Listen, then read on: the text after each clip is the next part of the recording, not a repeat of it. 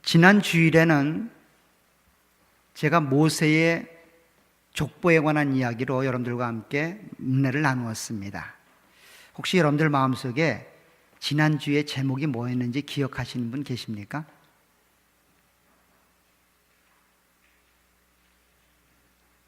한 분씩 들어가면서 마이크를 대보고 싶지만 여러분들이 마음이 뜨끔하실 것 같아서 그러진 않겠습니다. 지난주에 족보를 이용해서 하나님 앞에 받은 소명에 대해서 함께 말씀을 나누었습니다. 도대체 소명이란 말이 무엇인지조차 알 수 없는데 내가 무슨 소명을 받았다는 말인가라고 그렇게 마음에 생각을 가지신 분들도 있으리라 생각되어집니다. 즉 하나님의 부름을 받았다는 이야기입니다. 내가 살아가는 삶의 현장, 내가 살아가는 삶의 환경 속에서 그 환경과 현장이 그냥 주어진 것이 아니라 하나님에 의해서 여러분들에게 허락된 내용들이라는 것이죠. 그래서 우리는 내가 처한 그 상황 속에서 하나님을 기억하고 하나님이 맡기셨다라는 그런 생각으로 삶을 살아가는 것이 소명의식, 즉 직업 소명서를 가지고 삶을 살아가는 겁니다. 여러분들은 여러분들의 직업에 만족하십니까? 지금 여러분들의 상황 속에서 여러분들에게 주어진 환경이 마음에 드시고 또 그것에 성실히 임하고 계십니까? 아니면 또 다른 내일을 위하여 발판 정도로 생각하여 그냥 지나가는 과정이라고 생각을 하십니까? 이것도 저것도 아니고 그냥 어쩔 수 없이 하루하루 살아간다라고 생각을 하십니까? 지난주에 설교의 내용이 이 질문입니다.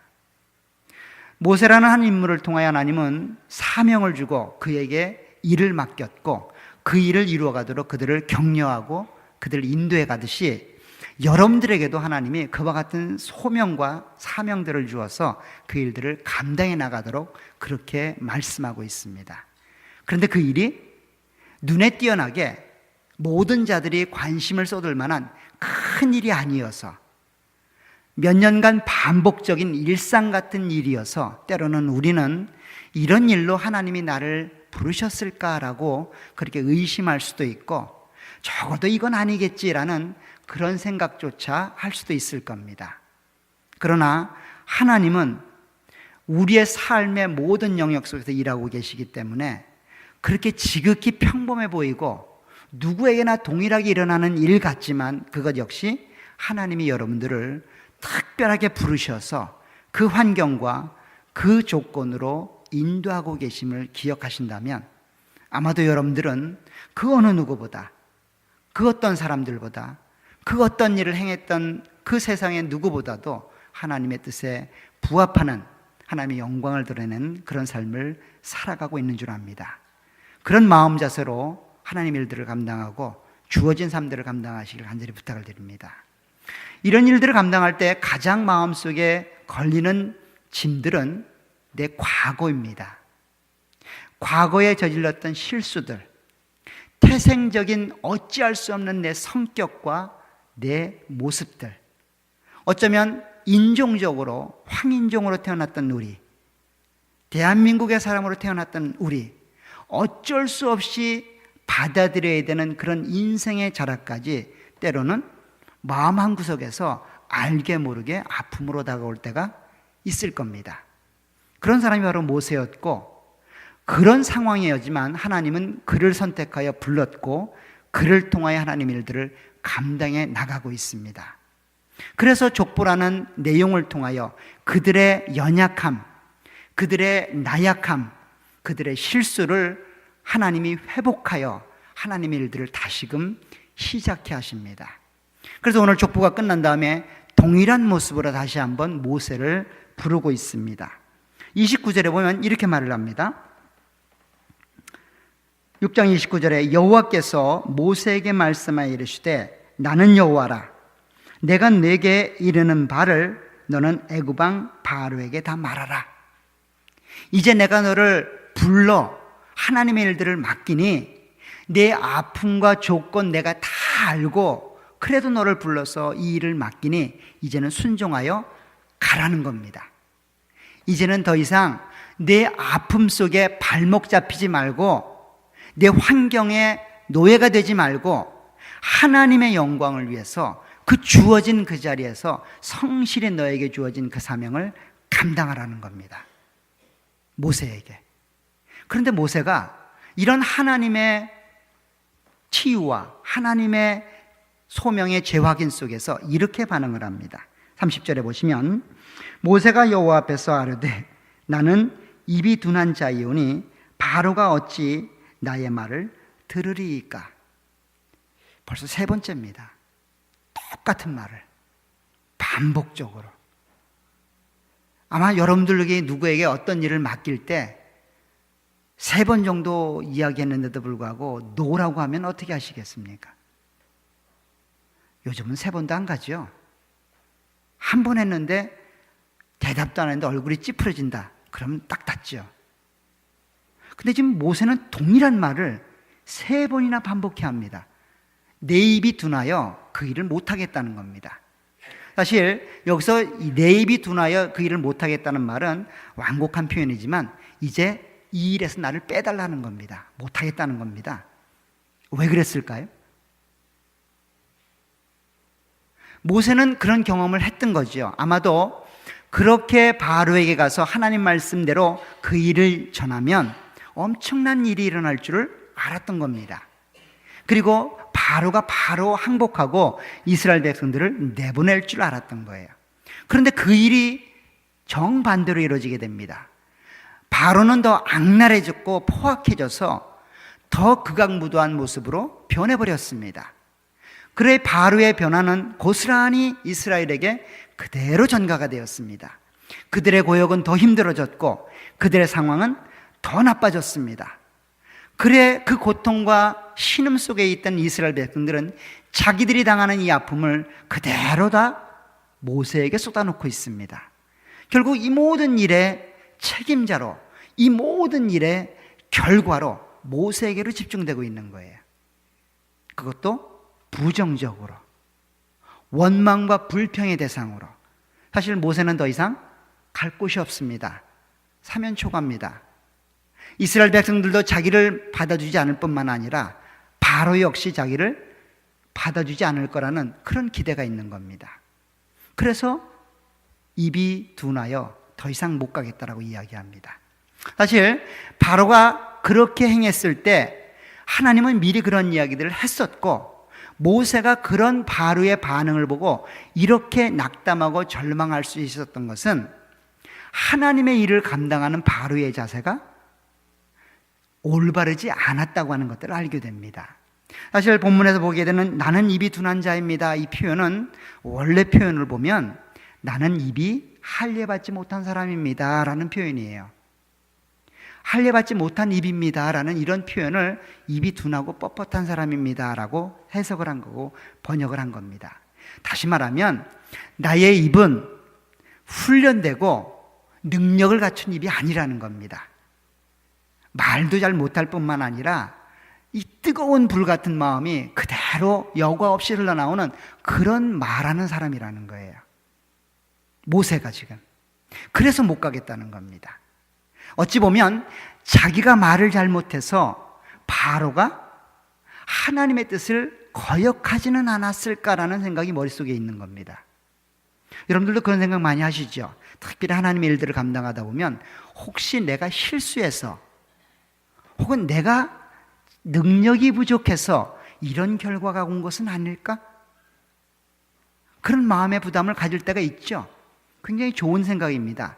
그런데 그게 그냥 그런 염려에서 넘어서서 그것이 하나님의 일들을 이루는 가장 중요한 요인이 된다라고 생각하면 오늘처럼 좌절하게 되고 절망하게 되죠. 모세는 하나님을 의지해서 갔다라기보다는 자신의 능력을 의지했습니다. 그런데 그 자신의 능력이 여지없이 무너져 내리는 모습을 보고 더 이상 갈 힘이 없는 겁니다. 여러분들이 하나님의 일들을 감당하고 성도로서의 삶들을 감당할 때 하나님의 능력으로 그 일들을 감당하는 것이 아니라 내 능력과 내 인격, 내 안에 갖추어진 자질로 그 일들을 감당하게 된다면 어느 누군가가 그 사람의 인격을 걸먹이고 어느 누군가가 당신의 실력을 이야기한다면 우리는 두 번 다시 그 일을 안 하게 될 겁니다. 그렇잖아요. 내가 목적하고 달려간 그 수단과 그 방법을 잘못됐다라고 얘기하면 사실은 어렵죠. 오늘 모세가 그랬다는 거예요. 그래서 입이 둔하고 뻣뻣하다는 겁니다. 그런 모세를 향해서 하나님은 다시 한번 그의 소명을 확인시키고 있습니다. 그리고 그의 생각을 바꾸어 놓고 있습니다. 이건 네가 하는 일이 아니라 내가 하는 일이라는 거예요. 그래서 오늘 7장 1절을 보면 이렇게 시작을 합니다. 여호와께서 모세에게 이르시되 볼지어다 내가 너를 바로에게 신같이 되게 하였은즉 내 형 아론은 내 대언자가 되리니 내가 내게 명령한 바를 너는 내 형 아론에게 말하고 그는 바로에게 말하여 그에게 이스라엘 자손을 그 땅에서 내보내게 할지니라. 지금 하나님께서 모세에게 특별히 자기의 능력과 자기의 실력으로 그렇게 하나님의 일들을 돕고 하나님의 일들을 감당하려다가 절망과 좌절을 맛보고 더 이상 그 일을 못하겠다라고 그렇게 하나님 앞에 하나님의 부름을 거부하는 모세에게 하나님이 내가 너를 바로에게 신처럼 만들어주겠다라고 이야기를 합니다. 사실 이전에는 아론에게 신이 될 것이라고 이야기를 했었어요. 근데 이번에는 한 걸음 더 나가서 바로 네가 가서 싸워야 될 그 대상, 내가 너를 보내는 그 대상에게 신이 되게 하겠다는 거예요. 사실 이게 신이란 말이 이방 신이기 때문에 신이지 하나님이 되게 하겠다는 겁니다. 하나님이. 이게 무슨 위로가 될까요? 지금 자기의 능력을 덧입고 하나님의 일들을 감당하려 했던 모세, 그 능력이 여지없이 무너져 내린 그 상황 속에서 내가 바로에게 너를 하나님처럼 만들어주겠다라고 하는 그 말이 무슨 힘이 될까요? 그 말은 곧 하나님이 이 일을 이루어주겠다는 이야기입니다. 아마도 바로는 모세와 아론이 바로의 궁에 찾아왔을 때에 그런 생각을 했을 겁니다. 히브리 종들이 대표자를 선출해서 이놈들이 나한테 보냈구나 라고 생각을 했을 거예요.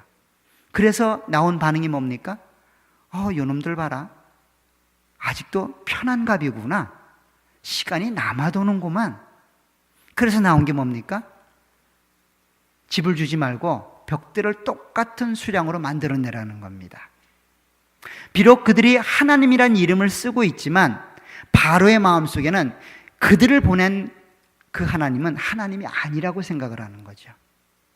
백성들이 선출해서 보낸 대표자 정도로 생각하는 겁니다. 그래서 이런 지하에 그들의 요청을 거절하는 거죠.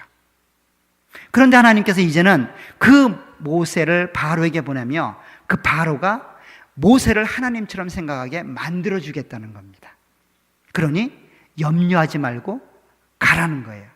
가서 하나님처럼 명령을 하라는 거예요. 하나님처럼 너에게 주어진 일을 행하라는 거예요. 뒷일은 다 누가 봐주겠다는 겁니까? 하나님이 봐주겠다는 거예요. 하나님이 봐줄 테니 염려 걱정하지 말고 가서 하나님처럼 내가 내게 선포하듯이 선포하라는 겁니다. 타협하고 실력을 발휘해서 바로의 마음을 움직이려 하는 게 아니라 하나님처럼 하나님이 누구인지를 그냥 보이라는 겁니다. 보이라는 거예요. 그러면 내가 너를 그들에게 하나님으로 만들어주겠다는 겁니다. 자, 이런 내용은 3절부터 분명하게 드러납니다.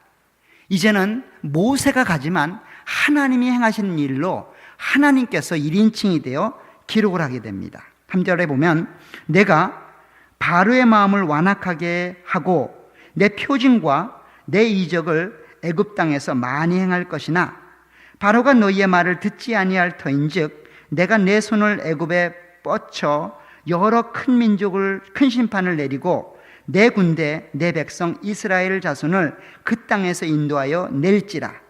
내가 내 손을 애굽에 펴서 이스라엘 자손을 그 땅에서 인도하여 낼 때에야 애굽 사람이 나를 여호와인 줄을 알리라 하시매. 결국 1절에서 모세에게 약속해 준 말과 오늘 5절에서 애굽 사람들에게 하나님이 여호와인 줄로 드러나게 될 것이라는 말이 같은 말이에요.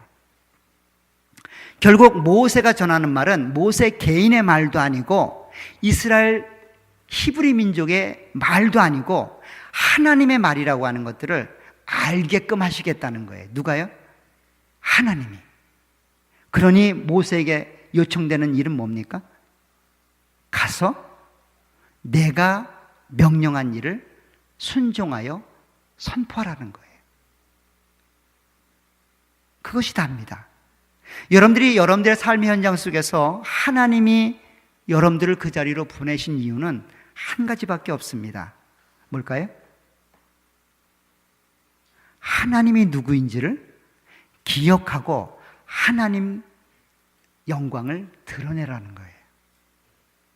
그 삶의 현장이 어디이든 누구와의 관계 속이든 그게 가족의 관계이든 친구의 관계이든 사업의 관계이든 일터의 관계이든 어떤 상황이든 내가 할 일은 하나밖에 없죠.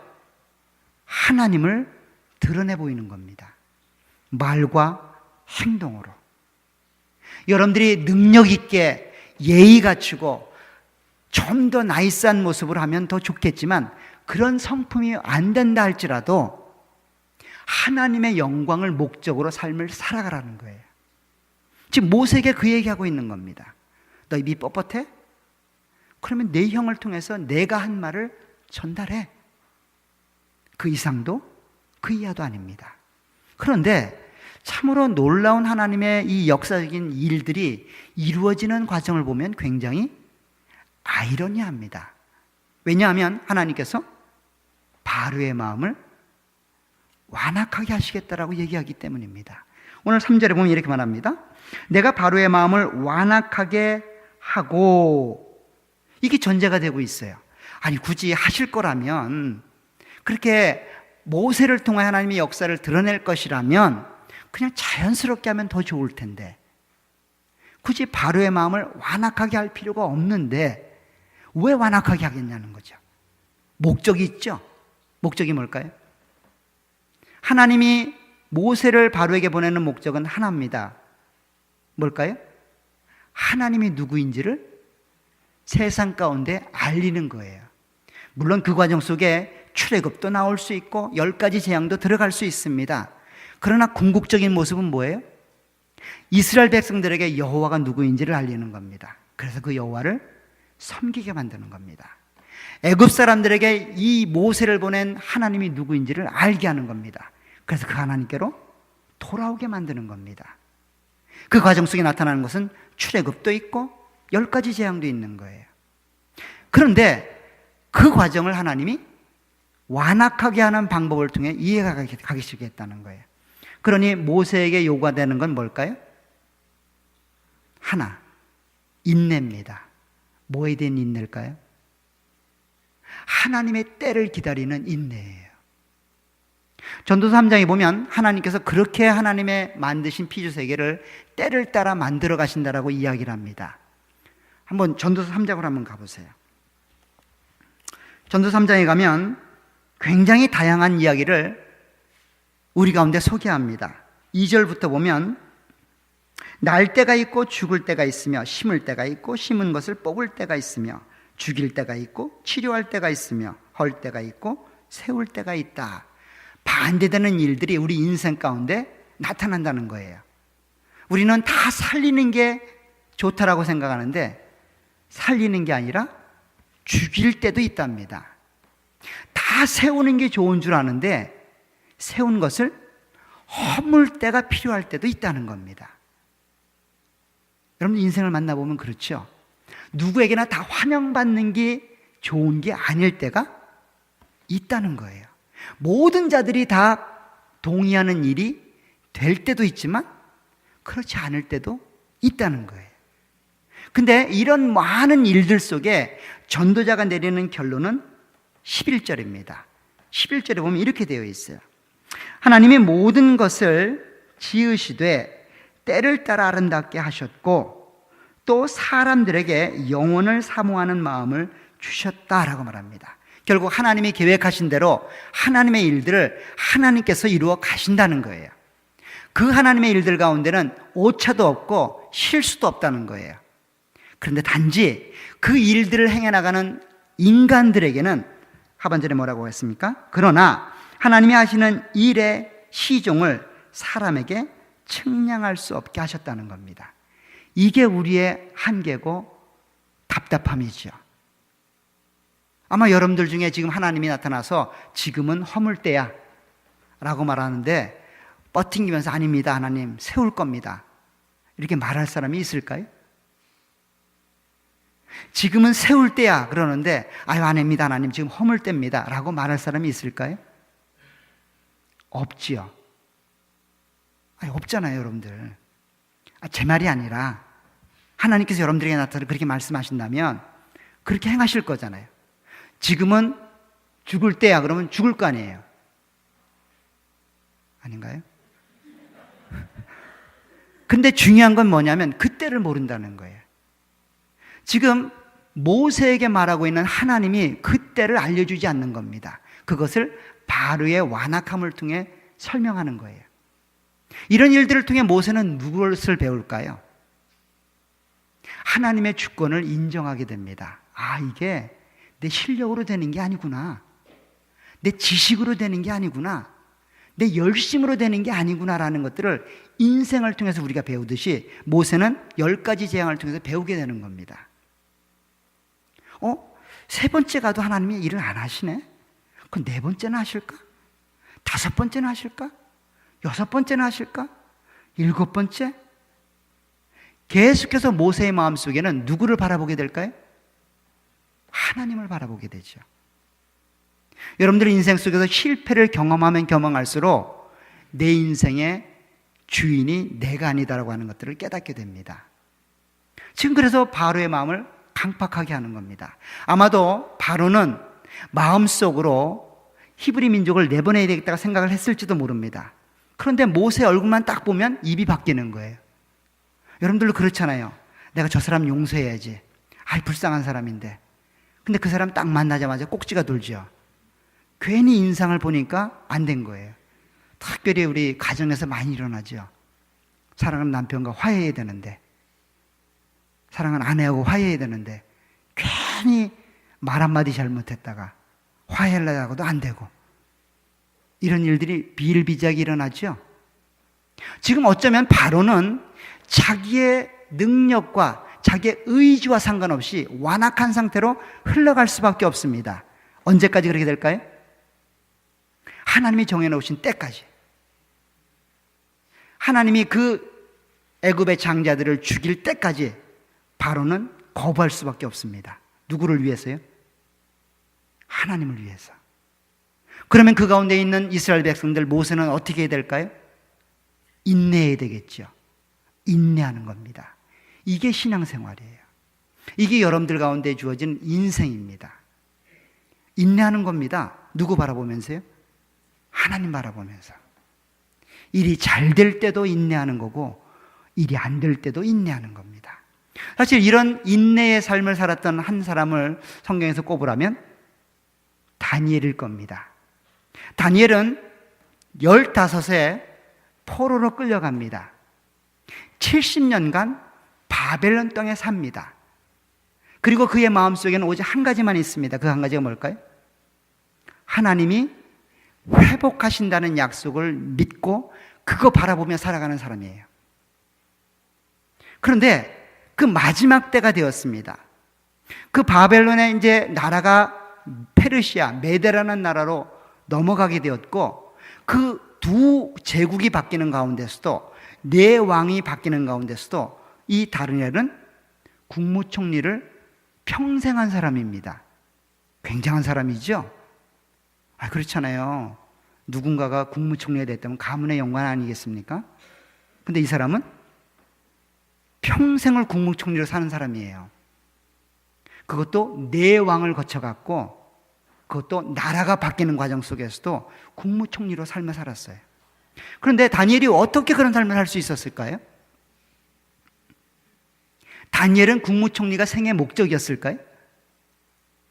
아니죠. 어쩌다 보니 국무총리가 된 겁니다. 다니엘의 생애 목적은 국무총리가 아니라 하나님을 섬기는 거예요. 다니엘의 생애 최고 목적은 하나님을 위해 사는 겁니다. 그래서 포로로 끌려왔을 때부터 지금 80대 중반에 노인이 돼서까지 하나님을 섬기는 일을 포기할 수 없는 거예요. 그래서 바벨론의 그리고 메대의 관료들은 이 다니엘을 미워할 수밖에 없습니다. 이 사람이 포로인데 이 사람의 태생과 출신 성분을 보면 포로민인데 자기들을 다스리고 있는 거예요. 그래서 이 사람을 어떻게 하든 제거하고자 하는 마음이 생긴 겁니다. 그래서 한 가지 꾀를 냈죠. 그 꾀가 뭘까요? 그럼 다니엘서 한번 보시기 바랍니다. 다니엘서 6장을 보면 이렇게 되어 있습니다. 7절을 보세요.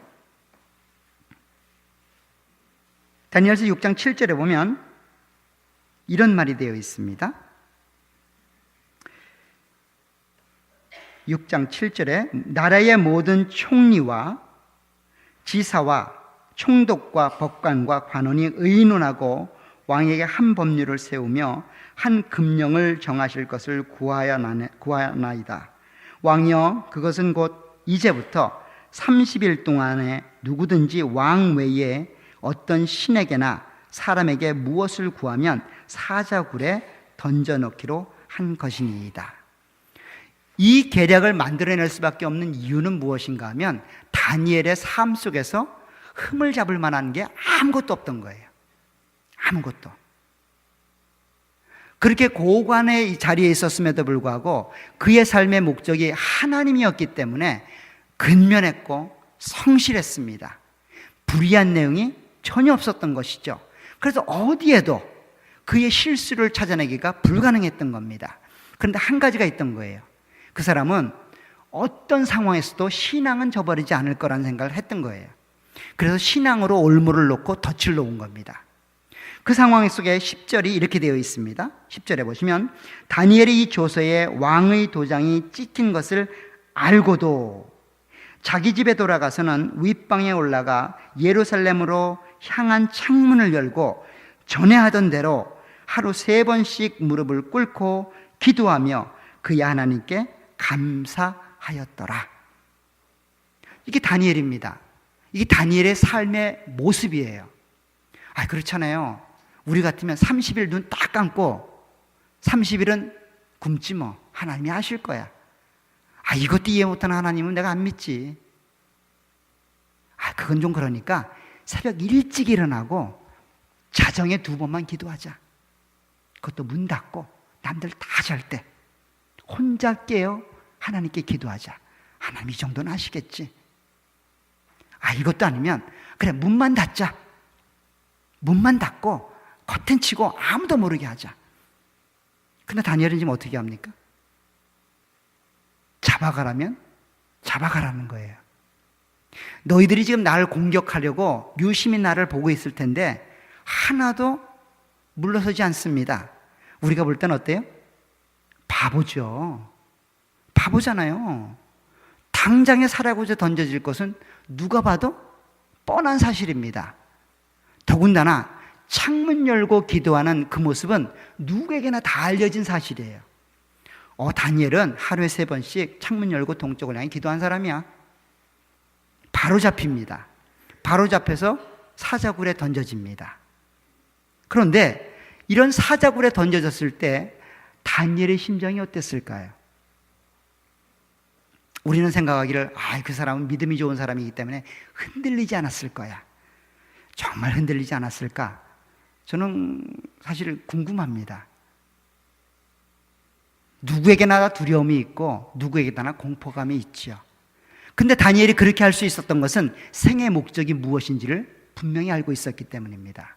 만약 다니엘이 자기가 생명을 유지하고 자기가 가지고 있는 국무총리 자리를 목적하고 있었다면 절대로 이런 일은 일어나지도 않습니다. 이런 일은 일어나지가 않는다는 거죠. 근데 다니엘의 목적은 뭐예요? 시작부터 하나님을 섬기는 거였습니다. 차라리 죽으면 죽었지 하나님 섬기는 일을 포기할 수 없었다는 거예요. 이 일을 통해서 내가 죽는 한이 있어도 하나님을 드러내고 하나님을 섬기는 일은 포기할 수 없었다는 거예요. 그러니까 결국 사자굴에 던져졌고, 사자굴에 던져졌을 때 자기가 믿는 하나님이 이렇게 일하셨다라고 이야기합니다. 22절에 보세요. 22절에 보면 왕이 밖에서 소리치며 다니엘을 부를 때에 그 왕에게 이렇게 이야기합니다. 나의 하나님이 이미 그의 천사를 보내어 사자들의 입을 봉하셨으므로 사자들이 나를 상해하지 못하였사오니 이는 나의 무죄함이 그 앞에 명백함이오며 또 왕이여 나는 왕에게도 해를 끼치지 아니하였나이다 하니라. 할렐루야죠. 해피엔딩입니다. 그래서 이 일을 통해서 어떤 일이 일어났을까요? 다니엘이 그렇게 섬기는 하나님이 그 메대 저녁에 영광을 받게 됩니다. 26절에 한번 보세요. 오늘 읽지는 않았지만 26절에 보면 내가 이제 조서를 내리노라. 내 나라 관할 아래에 있는 사람들은 다 다니엘의 하나님 앞에서 떨며 두려워할지니 그는 살아계시는 하나님이시요 영원히 변하지 않으실 이시며 그의 나라는 멸망하지 아니할 것이요 그의 권세는 무궁할 것이며 그는 구원도 하시며 건져내기도 하시며 하늘에서든지 땅에서든지 이적과 기사를 행하시는 이로써 다니엘을 구원하여 사자의 입에서 벗어나게 하셨음이라 하였더라. 다니엘의 상황을 통해서 결국 하나님의 영광은 메대 저녁에서 영광을 받게 되신 겁니다. 지금 이 일을 하나님이 바로와 모세 일을 통해서 또 한 번 과거에 하셨던 일들이 그대로 재현되고 있는 거예요. 여러분들의 삶들 속에서 이런 삶이 되시길 간절히 부탁을 드립니다. 이 다니엘처럼 그렇게 하나님을 위해 살아가신 삶이 되시길 간절히 부탁을 드려요. 여러분들에게 주어지는 삶의 직업, 삶의 환경들, 삶의 조건들, 인간관계, 모든 생활의 영역이 다 누구를 위한 겁니까? 하나님을 위해 주어진 것이에요. 여러분들은 다 그 자리로 부름받고 있다고요. 그런데 이렇게 다니엘처럼 다 해피엔딩으로 끝나면 얼마나 좋을까요? 누구에게나 다 그런 마음을 가지고 있을 겁니다. 그런데 때로는 해피엔딩으로 끝나지 않을 수가 있다는 거예요. 그 인물이 누굴까요? 바울이죠. 우리 빌립보서를 한번 가보시기 바라요. 빌립보서를 가면 이 다니엘과는 다르게 전혀 다른 결말을 맞이하는 한 인물이 등장을 합니다. 바로 바울이죠. 바울 역시 생의 목적이 그리스도로 맞춰진 사람입니다. 그 사람에게 있어서 삶의 목적은 뭡니까? 그리스도의 복음을 증거하는 것이고 하나님의 나라를 전파하는 겁니다. 그 일을 위해서 그는 결혼도 하지 않았습니다. 그 일을 위해서 그는 모든 삶의 터전을 포기한 사람입니다. 그런데 그렇게 평생을 들여서 하나님의 복음을 증거했는데 지금 그가 있는 곳은 어디예요? 감옥이에요. 로마 감옥에 끌려와서 거기에 있는 겁니다. 그런데 거기서 빌립보 교회 교인들을 향해서 편지를 쓰면서 마지막 유언도 같이 글을 쓰면서 뭐라 그래요? 내가 지금 처한 상황이 기쁘다는 거예요. 아니, 뭐가 그렇게 기뻤을까요? 다른 예를 들면 여러분이 하나님을 위해서 열심히 살았는데 말년에 암이 걸린 겁니다. 근데 기쁘다는 거예요. 여러분들이 하나님을 열심히 섬겼는데 마지막에 부도가 나서 집안이 쫄딱 망한 겁니다. 그런데 고백을 뭐라 그러는 거예요? 기쁘다고 하는 겁니다. 어떻게 바울은 그럴 수 있을까요? 바울의 생의 목적이 하나님께 닿겨 있기 때문이에요. 그에게는 생의 목적이 뭡니까? 그리스도가 존귀되는 게 생의 목적입니다.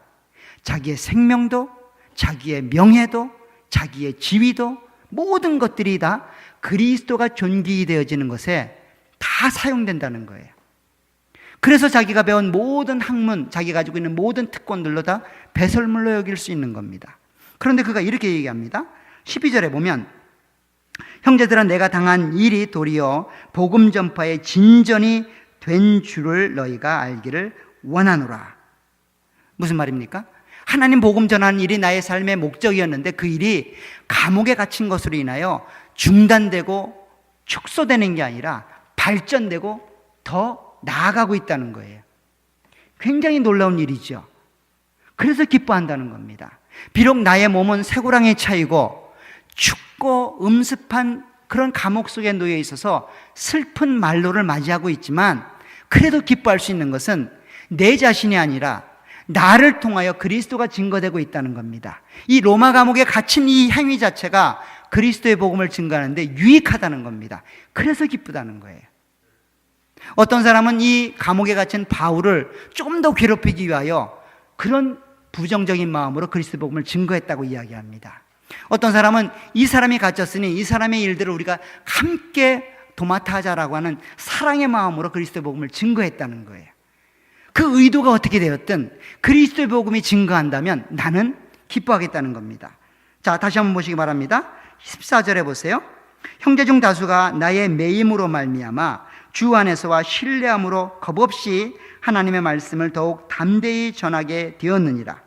어떤 이들은 투기와 분쟁으로, 어떤 이들은 착한 뜻으로 그리스도를 전파하나니 이들은 내가 복음을 변증하기 위하여 세우심을 받은 줄 알고 사랑으로 하나 그들은 나의 매임과 괴로움을 더하게 할 줄로 생각하여 순수하지 못하게 다툼으로 그리스도를 전파하느니라.